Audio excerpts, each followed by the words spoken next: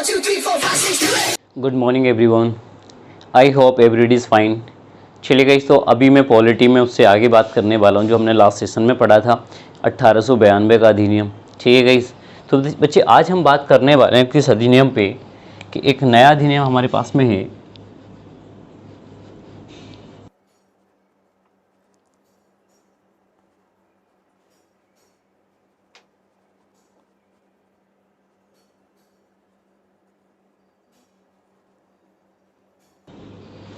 चलिए गाइस, तो आज हम किस अधिनियम पे बात करने वाले, इंडियन काउंसिल एक्ट भारत परिषद अधिनियम 1909।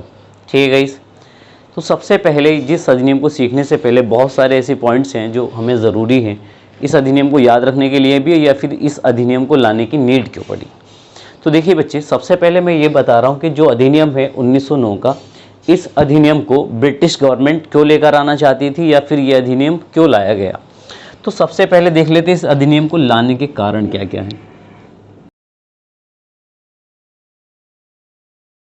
ठीक, यानी कि ऐसे कौन से रीजंस रहे हैं जिसकी वजह से इस अधिनियम को ब्रिटिश गवर्नमेंट लेकर आई।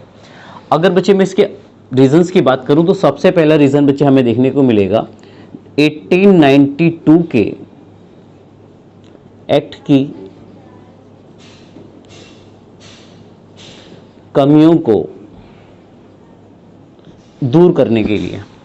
इसे क्या समझ में आना चाहिए कि सर ये 1909 का जो अधिनियम आया है, एक्चुअली में ब्रिटिश गवर्नमेंट क्या चाह रही थी कि जो 1892 के अधिनियम के अंदर कुछ कमियां उनको लग रही थी, कमियां नहीं तरह से कह सकते, इसके अंदर कुछ वो लोग अमेंडमेंट संशोधन करना चाहते थे या फिर एक नया रूप का या नया वर्जन का आप एक नया कानून इंडिया में लागू करना चाहते थे। तो 1892 की कुछ कमियों को दूर करने के उद्देश्य से कौन सा अधिनियम लाया जाता है बच्चों, 1909 का। क्या ये बात समझ में आ गई। सेकंड थिंग्स क्या थी बच्चे कि इसमें कि अब भारतीयों के दिल में क्या था, भारत को आज़ाद करने की जो मतलब एक तरह से मंशा थी, जो भारतीय चाहते थे कि भाई भारत जल्दी से जल्दी क्या हो जाए, फ्रीडम हो जाए। तो ये जो ज्वाला है ना, ये दिन प्रतिदिन बढ़ती चली जा रही थी, जिससे क्या था कि भारतीयों के द्वारा जो क्रांतिकारी,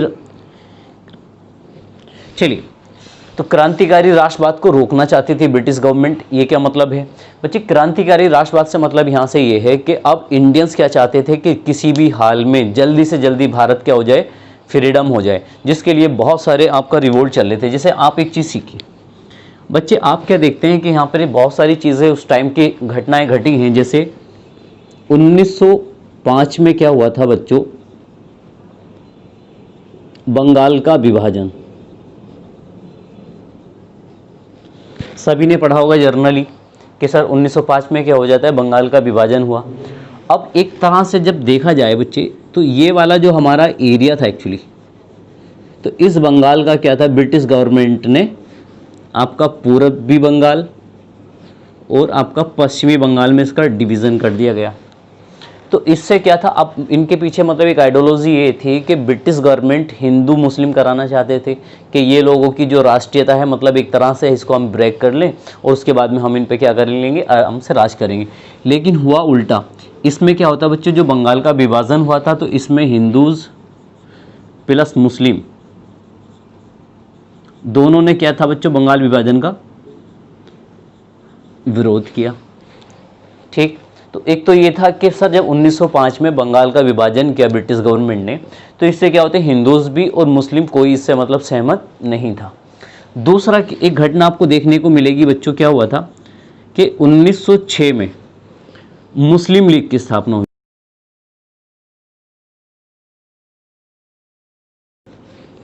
मैं यहाँ से हिस्ट्री नहीं सिखा रहा हूँ, लेकिन आपको कुछ चीज़ें सिखा रहा हूँ जिस समय की ये घटनाएं चल रही हैं कि बच्चों ढाका, अब देखिए बांग्लादेश में जो वहाँ की कैपिटल है, वहाँ पे मुस्लिम लीग की स्थापना हो गई, एक ऑर्गेनाइजेशन बन गया मुस्लिम लीग। अब ये जो मुस्लिम लीग बना तो इनके ज़रिए से क्या था, अब बहुत सारे लोग जुड़ने लग गए थे। अब इनका मतलब कि सबकी आइडियोलॉजी यही थी कि हमें किसी भी हाल में भारत को क्या करना है, ब्रिटिश गवर्नमेंट से आज़ाद करना है। दूसरा क्या था कि बच्चे, हमने फर्स्ट पॉइंट, सेकंड और थर्ड पॉइंट 1907 में हुआ था बच्चों कांग्रेस का विभाजन,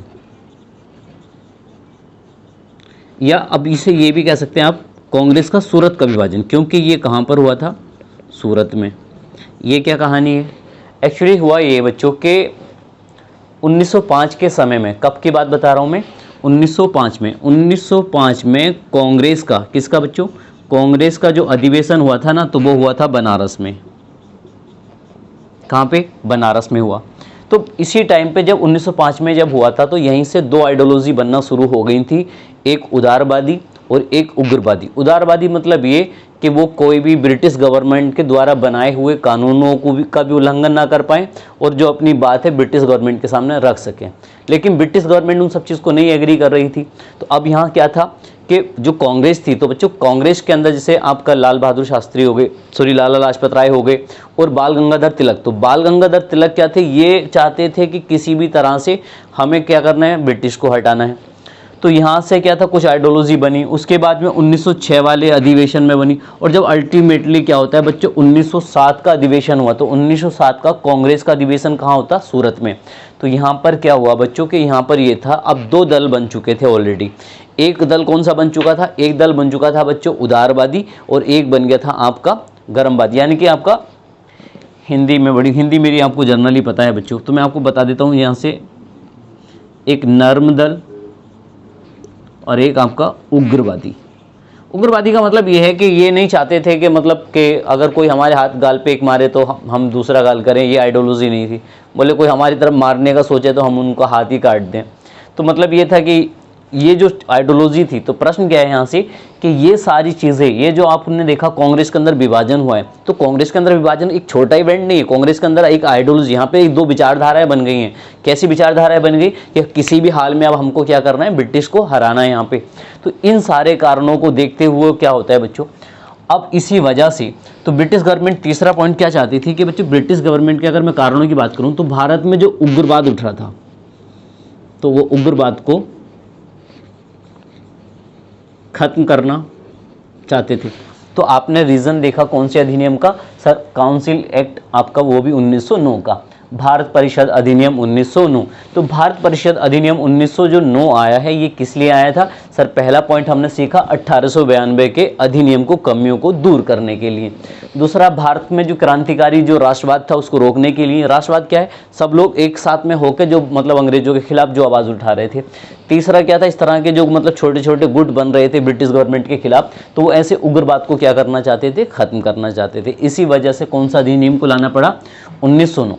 बच्चों इस अधिनियम को के लिए क्या था, पहले एक चीज सीखेंगे, नोन एज, यानी कि इस अधिनियम को जाना जाता है मार्ले मिंटो सुधार। आपसे कई दफा प्रश्न आपने देखा होगा बच्चों अलग अलग एग्जाम में कि किस अधिनियम को मार्ले मिंटो सुधार के नाम से भी जानते हैं। ठीक है, एक्चुअली क्या है बच्चों, ये दो अलग अलग व्यक्ति हैं। जो मिंटो हैं ये भारत के वायसराय हैं, भारत के वायसराय, और जो लॉर्ड मार्ले हैं, तो बच्चों ये कौन है, ये भारत सचिव है, भारत राज्य सचिव। अगर किसी स्टूडेंट ने मेरी कंटिन्यू क्लासेस अगर पढ़ी है तो उसको ये चीज़ समझने में प्रॉब्लम नहीं आएगी, क्योंकि आपको पता होना चाहिए सर एक अधिनियम आया था, कौन सा एक्ट आया था बच्चों, सर एक एक्ट आया था 1858। कौन सा अधिनियम, 1858 के अधिनियम के तहत भारत राज्य सचिव की स्थापना की गई थी और इसकी मदद करने के लिए 15 सदस्यों की क्या बनाई गई थी, एक कमेटी बनाई गई थी, जिसको क्या नाम दे रहा हूँ बच्चों में, भारत परिषद, जिसका लिए ये अधिनियम जहाँ से बन के आए। और वायसराय का जो पद था बच्चों, ये भी कब से आया था, ये भी 1858 से बना था, क्योंकि उससे पहले क्या कहा जाता था, जनरली हम क्या कहते थे, गवर्नर जनरल। तो आपने क्या सीखा सर, जो भारत परिषद जो अधिनियम है हम इसको किस नाम से जानते हैं, मार्ले मिंटो सुधार के नाम से।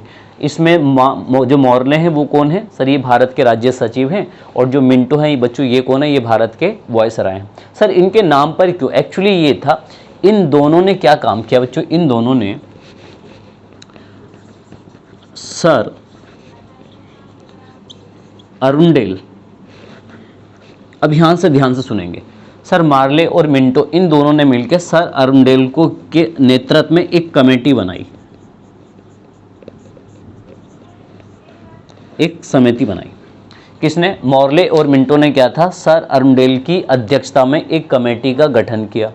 और इस कमेटी का काम ये था कि ये इंडिया में ये सब चीज़ों पे सर्वे करे कि हमें एक कैसा कानून भारत में लेकर आएँ जिसमें भारतीयों के अंदर जो क्रांतिकारी राष्ट्रीयवाद की जो भावना बढ़ रही है हम इसको रोक सकें, भारत में जो ब्रिटिश गवर्नमेंट के खिलाफ जो उग्रवाद बढ़ रहा है उसको भी हम खत्म कर सकें, और एक ऐसा कानून लेकर आएँ जैसे 1892 के कानून के तहत जितने बहुत सारे प्रोविज़न ऐसे थे जो पूरी तरह से इम्प्लीमेंटेशन नहीं थे, एक नया कानून भी हम ला सकें।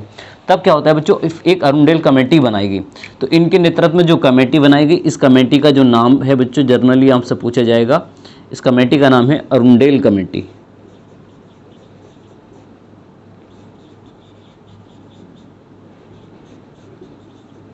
ठीक, चलिए अब ये कमेटी बन गई सर, अरुणडेल कमेटी बन गई यहां से। अब इस कमेटी ने अपनी रिपोर्ट प्रस्तुत की। इसने क्या किया, अपनी रिपोर्ट इंट्रोड्यूस की। किसको प्रस्तुत की बच्चों, ब्रिटिश पार्लियामेंट। बीपी का मतलब यहाँ पे क्या है, ब्रिटिश पार्लियामेंट, ब्रिटेन की संसद। तो अरुणडेल कमेटी ने अपनी रिपोर्ट प्रस्तुत की ब्रिटिश पार्लियामेंट को, और ब्रिटिश पार्लियामेंट ने क्या किया बच्चों, फैब 1909 में क्या किया बच्चों, एक नया कानून पारित, एक नया कानून बना दिया। और वो कौन सा कानून है बच्चों, उसी कानून का नाम है आपका भारत परिषद अधिनियम 1909।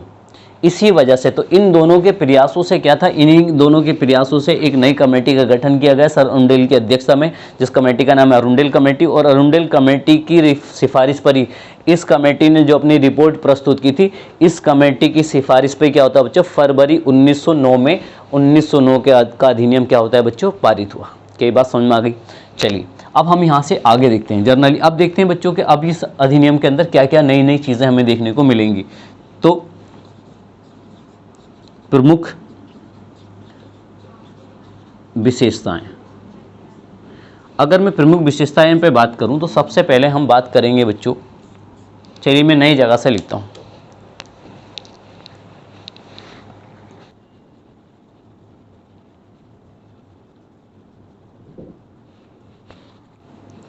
अगर देखिए हम बात करें प्रमुख विशेषताएं क्या हैं आपका, कौन से अधिनियम की, भारत परिषद अधिनियम 1909 की। तो सबसे पहले मैं बात कर रहा हूं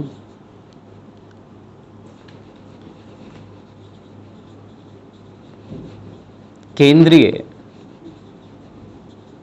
विधान परिषद। बच्चों केंद्रीय विधान परिषद कौन सी है, ये जो गवर्नर जनरल की परिषद है।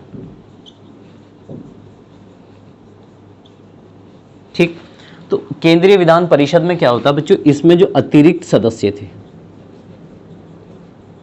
अतिरिक्त सदस्य, तो अतिरिक्त सदस्यों की जो संख्या आपने पढ़ी है 1892 के अधिनियम के तहत, तो उस समय से क्या था, उसमें आपने पढ़ा था कि कौन से अधिनियम बच्चों, यहाँ से समझ लेंगे 1892 में आपने पढ़ा था। तो उसमें इन्होंने कहा था कि मिनिमम 10 और मैक्सिमम कितना बच्चों, 16, ये पढ़ा था आपने 1892 के एक्ट में। ठीक है, लेकिन अब यहाँ पर क्या कर दिया गया बच्चों, सदस्य संख्या, जो अतिरिक्त सदस्य संख्या थी वो 16 से बढ़ाकर कितनी कर दी गई बच्चों, 60 मेंबर। क्या ये बात समझ में आ गई यहाँ से, यानी कि आपने क्या सीख लिया सर, भारत परिषद अधिनियम 1909 के तहत ये किया गया, जो केंद्रीय विधान परिषद है, केंद्रीय विधान परिषद, इसी को जनरली एक सेंट्रल गवर्नमेंट भी कह सकते हैं, ये वो परिषद है जो गवर्नर जनरल की परिषद बनाई गई थी। किस समय बनी थी बच्चों, ये 1773 के दिन रेगुलेटिंग एक्ट के तहत जब पहली बार क्या था बच्चों, गवर्नर का नाम बदल के गवर्नर जनरल रखा गया था, और उसकी मदद करने के लिए 4 सदस्यों की एक समिति बनाई गई थी। उसी समिति को नाम दे रहा हूं मैं यहाँ पर केंद्रीय विधान परिषद। अब इसमें क्या था बच्चों, मूल सदस्यों के अलावा भी अतिरिक्त सदस्यों की संख्या कितनी हो गई, यहाँ पर बढ़ाकर 60 कर दी गई कि अतिरिक्त सदस्य कितने हो सकते हैं, यहाँ पे 60 हो सकते हैं। इस तरह से अब इसके अंदर जो कुल सदस्य थे,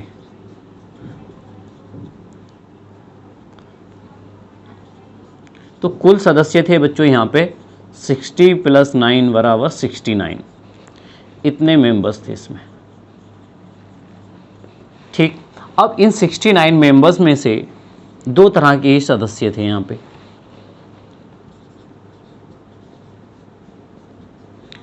शासकीय और 32 इसमें थे अशासकीय। कई बात। और ये जो 32 शासकीय है ना बच्चे, मतलब इसमें भी दो तरह के सदस्य हैं। इसमें आपका 27 है, ये आपके निर्वाचित हैं 27, और 5 इसमें कैसे थे, नामजद यानी कि नॉमिनेटेड।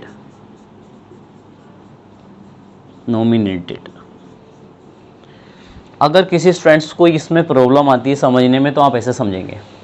देखो सर क्या था कि एक केंद्रीय विधान परिषद बनी थी। पहले इसके इतिहास पे आ जाओ, ये कब बनी है। तो बच्चों इस परिषद का जो स्थापना हुई थी, आपने एक एक्ट पढ़ा होगा 1773 का रेगुलेटिंग एक्ट, क्या याद है सभी को। तो बच्चों 1773 का जब रेगुलेटिंग एक्ट आया था, तो 1773 के रेगुलेटिंग एक्ट के तहत क्या गया था बच्चों, उस समय जो बंगाल का गवर्नर था, इसका नाम खत्म करके इसका नाम क्या रखा गया था, गवर्नर जनरल नाम रखा गया था, क्या याद है। और उसी टाइम पर इस गवर्नर जनरल की हेल्प करने के लिए बच्चों एक परिषद बनाई गई थी, और उसके अंदर कितने सदस्य थे, 4 सदस्य थे। तो ये जो आपका केंद्रीय विधान परिषद है ना, तो ये केंद्रीय विधान परिषद, ये वाली केंद्रीय विधान परिषद है, ठीक है। ये बात समझ में आ गई। अब केंद्रीय विधान परिषद में फिर आपने इसमें नए अलग अलग टाइमों पे बहुत सारे चेंजेस आपने देखे। जैसे मान लीजिए सबसे पहले चेंजेस आता है इसमें 1784 का पिट्स इंडिया एक्ट के माध्यम से। कब आया था, पिट्स इंडिया एक्ट के माध्यम से। जो 4 सदस्य थे, गवर्नर जनरल तो है इसमें, वो स्थायी है, इसको हटा के जो 4 मेंबर थे, इसमें से भी एक माइनस करके सदस्य संख्या कितनी रह गई थी, 3। ये कौन से में हुआ था, 1784 में हुआ था बच्चों। फिर अगर आपको याद है तो फिर एक और अधिनियम आया था, कौन सा सर, वो आया था 1833 का अधिनियम।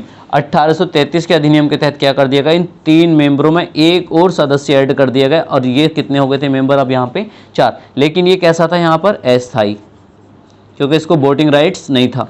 फिर आपने पढ़ा होगा बच्चों 1853 का एक एक्ट आया था, 1853 के अधिनियम के माध्यम से क्या कर दिया गया बच्चों, ये चौथा जो सदस्य था ना यहाँ पे, ये वाला सदस्य, इस सदस्य को क्या किया गया था, यहाँ पे इसका पूर्ण सदस्य बना दिया गया था।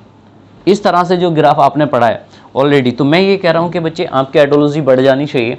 अतिरिक्त सदस्य संख्या क्या हो गई बच्चों यहाँ पे, तो ये अतिरिक्त सदस्य संख्या हमने यहाँ से जोड़ी गई कि सर जो ये वाले जो सदस्य चल रहे हैं ये तो रहेंगे, ये वाले सदस्य हैं, ठीक है बच्चों। उसके अलावा भी क्या था कि यहाँ से क्या कर दिया गया, एक्स्ट्रा जो मेंबर्स होंगे उनकी संख्या मिनिमम कितना, 10 और मैक्सिमम 16 थी। ये कौन से अधिनियम के तहत थी, 1892 के अकॉर्डिंग। उसके बाद में जब 1909 का अधिनियम आया, तो 1909 में क्या कर दिया गया बच्चों, केंद्रीय विधान परिषद की सदस्य संख्या को बढ़ा दिया गया। तो प्रश्न ये दिया गया था यूपीएससी में, किस अधिनियम के तहत केंद्रीय गवर्नर जनरल की केंद्रीय विधान परिषद की सदस्य संख्या को 16 से बढ़कर 60 कर दिया गया। तो ये कौन से में है, 1909 में कर दिया गया। अब यहाँ से याद रखिए, शायद वहाँ पे जब आपने ये चीज़ पढ़ लिया, तो अब ये जो मेंबर्स हैं आपका टोटल मेंबर, तो टोटल मेंबर में से तो 37 कैसे हैं, शासकीय हैं। सर 37 शासकीय मतलब अशासकीय, ये शासकीय वो हैं जिनको क्या किया गया है बच्चों, ब्रिटिश सम्राट और आपका कंपनी के डायरेक्टर्स के द्वारा चुना गया है। क्या ये बात समझ में आ गई। तो ये तो आपके शेल्डर होल्डर्स हैं। जो आपका 32 है ना, ये आपके इसके अंदर क्या है बच्चों, 32 वो मेंबर्स हैं जिनमें से 27 का चुनाव होगा, और 5 कैसे होंगे, इसमें नॉमिनेटेड होंगे। क्या ये बात समझ में आ गई। चलिए गाइस, तो ये आपने पढ़ा केंद्रीय विधान परिषद में। उसी तरह से क्या है बच्चों, इसी अधिनियम के माध्यम से दूसरा पॉइंट आप सीख लेंगे, प्रांतीय विधान परिषद, विधान परिषद। तो प्रांतीय विधान परिषद में अगर मैं बात करूं बच्चों, अतिरिक्त सदस्यों की संख्या, अतिरिक्त सदस्यों की संख्या, तो पहले क्या पढ़ा था आपने 1892 के टाइम पे, पहले तो उसको देख लेते हैं। सर 1892 के एक्ट के अकॉर्डिंग क्या पढ़ा था आपने, ये पढ़ा था बच्चों मिनिमम कितना होनी चाहिए, 8, और मैक्सिमम कितनी थी बच्चों, 20, ये पढ़ा था, याद है। लेकिन इस अधिनियम के माध्यम से क्या कर दिया गया बच्चों, इसमें जो सदस्य संख्या थी वो कर दी गई कितनी बच्चों, बढ़ाकर 50 सदस्य संख्या कर दी गई। कितने सदस्य कर दिए गए बच्चों, 50 कर दिए गए। और यहां से एक चीज और याद रखेंगे, छोटे प्रांतों में सदस्य संख्या कितनी रखी है, 30।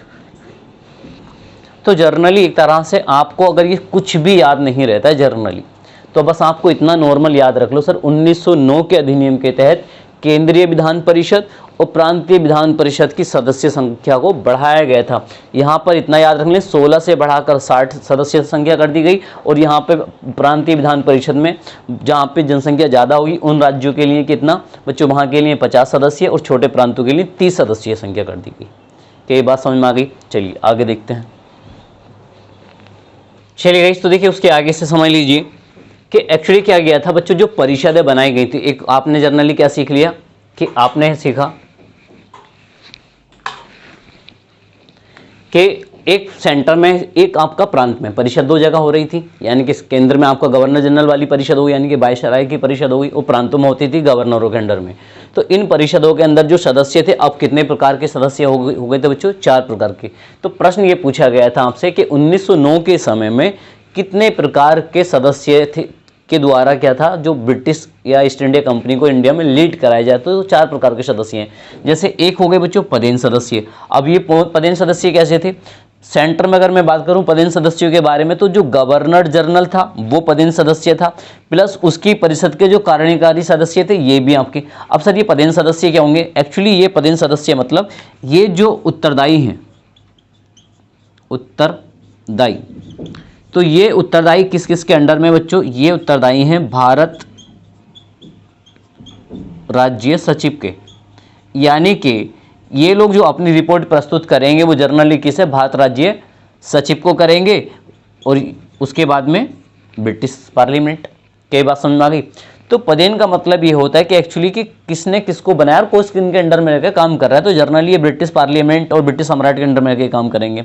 अगर आप प्रांतों के अंदर में बात करेंगे तो बच्चों प्रांत में क्या था? गवर्नर या फिर आपका लेफ्टिनेंट गवर्नर, गवर्नर या फिर लेफ्टिनेंट गवर्नर, ये प्लस उसकी परिषद के जो कार्यकारी सदस्य होंगे, तो ये कैसे सदस्य थे? ये पदेन सदस्य थे। तो इसका मतलब ये किन के अंडर में रहकर? ये बच्चों ये वायसराय के अंडर में काम कर रहे थे।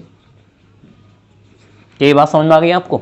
उसी प्रकार से आपका एक नॉमिनेटेड सदस्य थे, जैसे मान लीजिए आपने पढ़ा होगा कई बार कि यूके यानी कि ब्रिटिश सम्राट के द्वारा नॉमिनेटेड होते थे।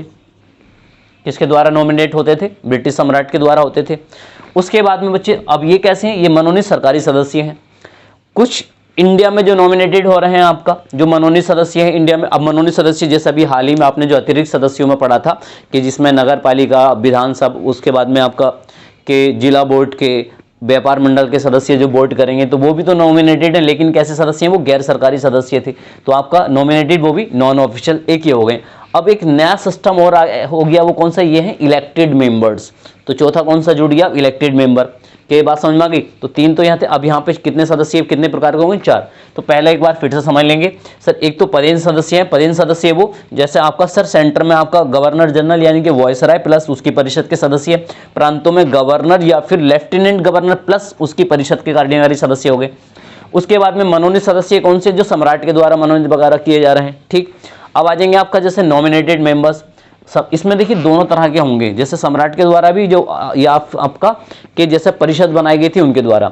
अब नॉमिनेटेड वो भी नॉन ऑफिशियल्स, मनोनीत वो भी गैर सरकारी सदस्य। ये कौन है? जैसे अभी आपने लास्ट टाइम पे पढ़ा था जो अतिरिक्त सदस्यों में क्या होता था? नगर पालिका के सदस्यों के द्वारा, विश्वविद्यालयों के द्वारा, उनके द्वारा जो मनोनीत होते वो सदस्य हो जाएंगे। अब एक और आए हैं इलेक्टेड मेंबर्स। अब इलेक्टेड मेंबर्स के लिए क्या हुआ था बच्चों? यहाँ पे रीजनल इलेक्शन भारत में हुए, प्रादेशिक चुनाव होंगे भारत में। अब जब ये रीजनल इलेक्शंस, तो कई दफा ये पूछा गया कि रीजनल इलेक्शंस के लिए कौन सा सिस्टम को अपनाया गया था? तो यहाँ पर देखिए professional and communal representation and separation election system को अपनाया गया था, अर्थात व्यवसायिक और सांप्रदायिक चुनाव प्रणाली को भारत में अपनाया गया। ये सबसे अहम है, सांप्रदायिक चुनाव प्रणाली। अब इसके बारे में बात करूंगा। इससे पहले समझ लीजिए बच्चों, जो इलेक्शन है तो चुनाव कराने के लिए क्या गया था? चुनाव के लिए 3 तरह का यहाँ का निर्वाचक मंडल। निर्वाचक मंडल क्या होता है? चुनाव कराने के लिए 3 सिस्टम फॉलो किए जाएंगे। अब ये निर्वाचक मंडल क्या होता है बच्चों? निर्वाचक मंडल उसको कहेंगे जिसके द्वारा चुनाव होता है। जैसे आप जिस गाँव में रहते हैं तो आपके गाँव में जो अगर मान लीजिए गाँव का प्रधान चुनना है, तो गाँव का प्रधान चुनने के लिए गाँव वाले ही लोग वोट करने जाएंगे। क्या ये बात समझ में आ गई? तो वो जिस केंद्र पर वोट हो रहा है, आपके सरकारी स्कूल में जो वोट हो रहा है, तो वो जनरली क्या है, वो आपका एक निर्वाचक मंडल है। अब निर्वाचक मंडल के सदस्य कौन होते हैं? गांव के सदस्य, क्योंकि गांव के प्रधान का चुनाव गांव की जनता करती है।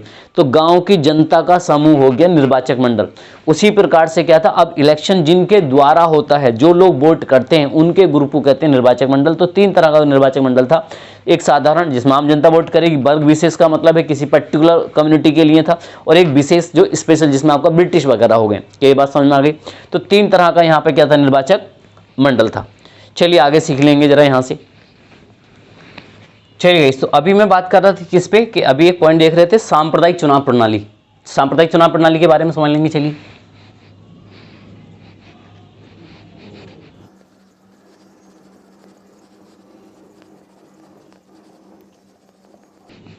चलिए तो अभी मैं बात कर रहा हूं कम्युनिटी इलेक्शन सिस्टम, यानी कि सांप्रदायिक चुनाव प्रणाली। ये इस अधिनियम की सबसे अहम विशेषता है। इसमें क्या होता है ये समझेंगे।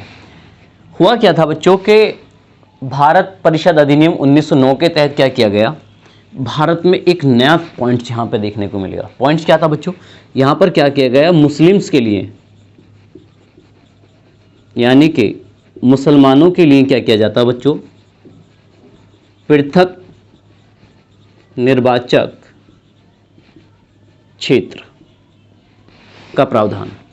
अब ये समझेंगे कौन से अधिनियम आप पढ़ लें, 1909 में। सर 1909 के अधिनियम के तहत क्या कर दिया गया बच्चों, भारत में क्या था, मुस्लिम्स के लिए पृथक निर्वाचन क्षेत्र का निर्माण किया गया। तो अब यहाँ पे पृथक निर्वाचक क्षेत्र का मतलब ये है कि अब क्या होगा बच्चों, मतलब कैंडिडेट जो होगा, मान लीजिए कहीं से आप किसने चुनाव लड़ना है, तो यहाँ पर क्या हो जाएगा बच्चों, जो कैंडिडेट होगा,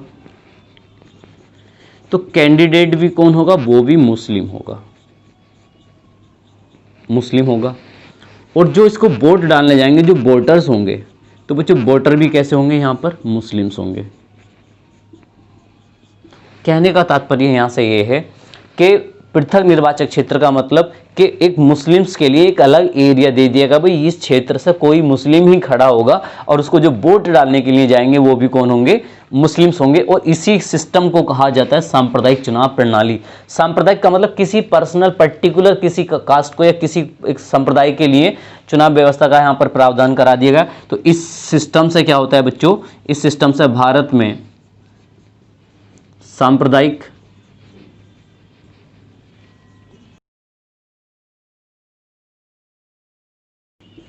क्या ये बात समझ में आ गई? अगर आपसे पूछा जाए कि भारत में सांप्रदायिक चुनाव प्रणाली की शुरुआत किस अधिनियम के तहत हुई है, सर भारत में सांप्रदायिक चुनाव प्रणाली की शुरुआत हुई 1909 के तहत।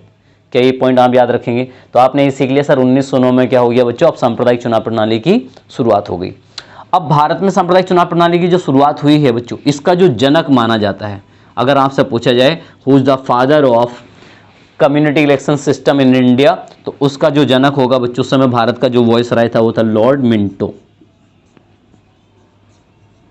यानी कि आप क्या सीखा यहां से, सर लॉर्ड मिंटो को सांप्रदायिक चुनाव प्रणाली का क्या कहा जाता है बच्चों, जनक भी कहा जाता है। अब एक इंटरेस्टेड घटना सुनिए इसी से रिलेटेड। हुआ क्या था बच्चों कि लॉर्ड मिंटो ने, किसने, सर लॉर्ड मिंटो ने एक खत लिखा।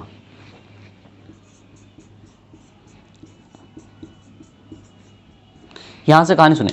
लॉर्ड मिंटो कौन है बच्चों, सर ये तो है भारत में वॉइस राय है उस समय, ये तो आपको समझ में आ गया। तो इसने क्या था बच्चों, एक खत लिखा, कहते खत लिखा। अब इसने एक खत लिखा किसके लिए, सर इंडिया से यह खत भेज रहा है किसके पास में, लॉर्ड मॉर्ले के पास में। और ये कौन है बच्चों, ये ब्रिटेन में, यूके में बच्चों, ये यूके में भारत राज्य सचिव है, भारत राज्य सचिव है ये। तो इसके पास को इसने खत लिखा, किसने लिखा था, लॉर्ड मिंटो ने। क्या ये बात समझ में आ गई? सर इतना स्पेशल क्या खत था, इस खत में इसने लिखा था कि हम नाग के दांत बो रहे हैं। कौन कह रहा है ये बात, सर ये मिंटो कह रहा है, किससे, लॉर्ड मार्ले से। उसने अपने खत में क्या लिखा कि हम नाग के दांत बो रहे हैं, इसका फल भविष्य में भीषण होगा।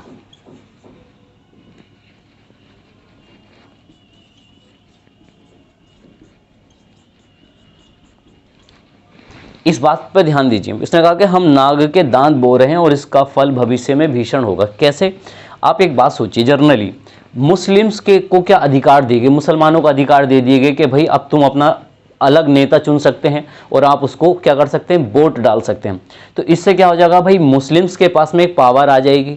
तो इस एक आइडियोलॉजी ब्रिटिश गवर्नमेंट की ये थी कि इससे क्या हो जाएगा, हिंदू मुस्लिम हो जाएगी। और इसी प्रणाली को, इसी सिस्टम को क्या कहा गया है बच्चों,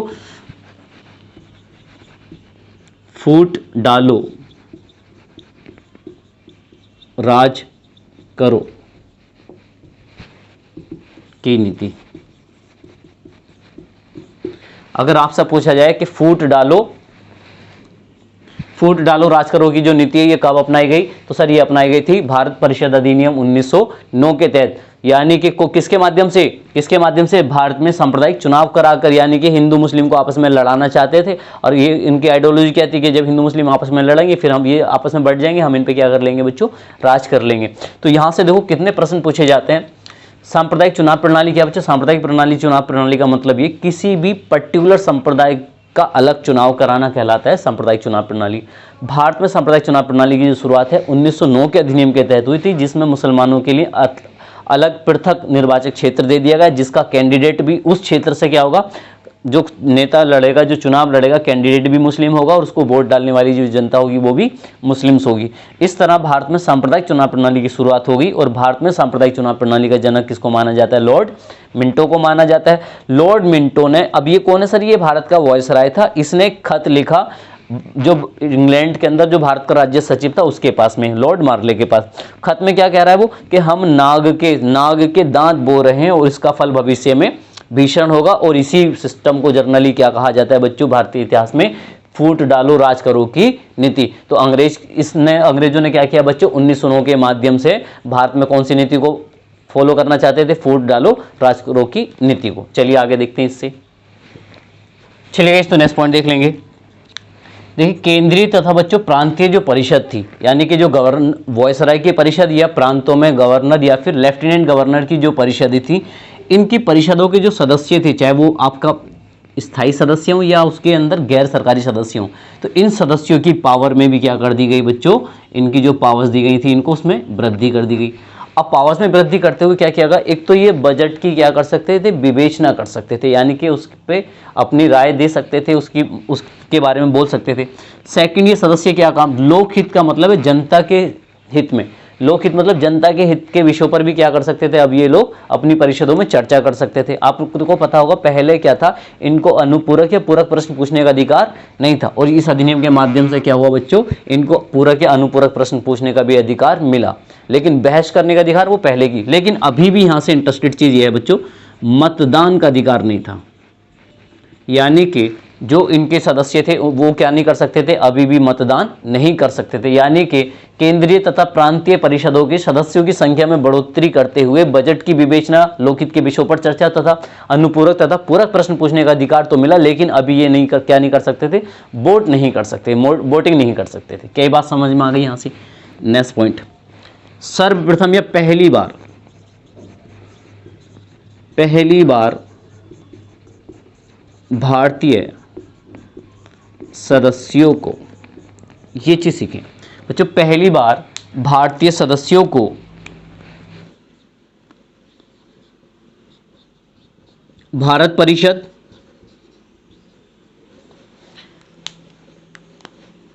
प्लस गवर्नर जनरल की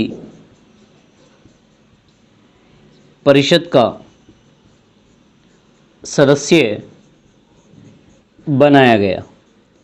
ये पॉइंट गाइस देखिए बहुत प्रोमिनेंट है, बहुत दफ़ा अलग अलग एग्जाम्स में मालूम किया गया है आपसे। तो यहाँ से याद रखेंगे कि अगर मैं बात कर रहा हूँ यहाँ पे देखिए, एक तो है इंडियन काउंसिल। अब ये इंडियन काउंसिल कौन सी है बच्चों, ये इंडियन काउंसिल वो है जिसका मतलब जो हेड है, जो इंग्लैंड में स्थित थी। कहाँ पर है ये इंडियन, ये कहाँ पर है बच्चों, ये है यूके में। ये कहाँ पर है, यूके में। और गवर्नर जनरल की जो परिषद है ये कहाँ पर है बच्चों, ये भारत में है। क्या ये बात समझ में आ गई? ये जो गवर्नर जनरल या इसका हेड जो है, अगर मैं आपसे पूछूं कि इसका हेड कौन है, तो इसका हेड है जनरली वायसराय, ऐसे समझ लो।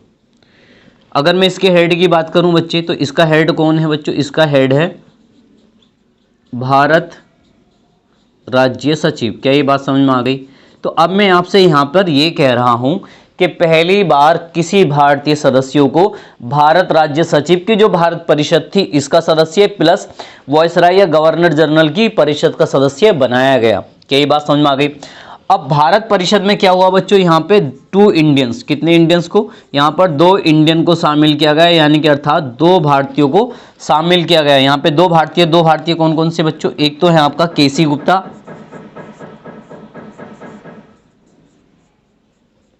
प्लस सैयद हुसैन बिलग्रामी।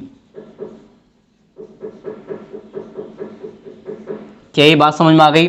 यानी कि बच्चों आपने यहाँ पर ये सीख लिया, भारत परिषद में यानी कि इंग्लैंड में जो भारत परिषद है इसमें 2 भारतीयों को शामिल किया गया है, केसी गुप्ता प्लस सैयद हुसैन बिलग्रामी को, और गवर्नर जनरल की जो परिषद थी या वॉइसराय जिसका हेड है जनरली, इसमें जो शामिल किया गया बच्चों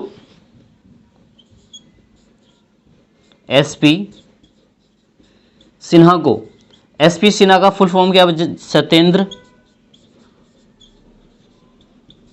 प्रसाद सिन्हा।